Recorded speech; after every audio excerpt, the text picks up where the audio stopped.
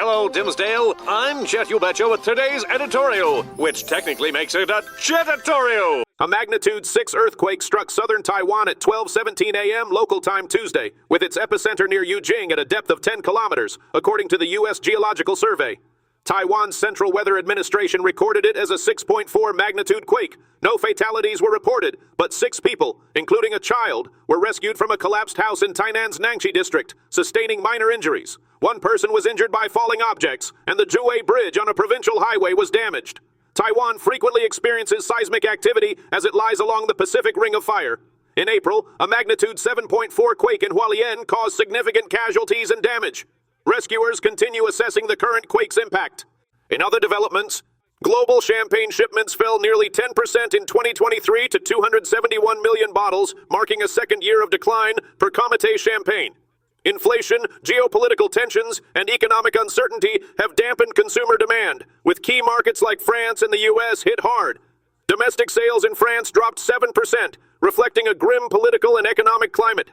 Industry giant LVMH reported a 15% dip in champagne sales during the year's first half, citing a lack of celebratory sentiment. Challenges like extreme weather have also impacted production, prompting eco-friendly farming initiatives from some producers.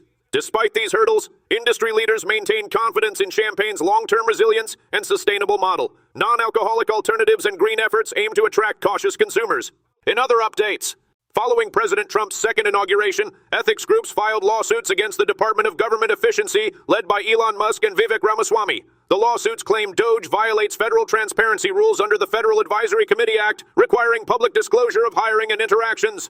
Critics argue DOGE operates secretly while pushing for federal workforce cuts and reduced regulations. One lawsuit seeks to halt DOGE's operations until compliant. Another demands records of DOGE's ties with Trump's team. Advocacy groups allege Musk and DOGE undermine legal safeguards and worker rights. Meanwhile, Ramaswamy announced plans to leave DOGE and run for Ohio governor. DOGE operates as an external advisory body rather than a federal agency.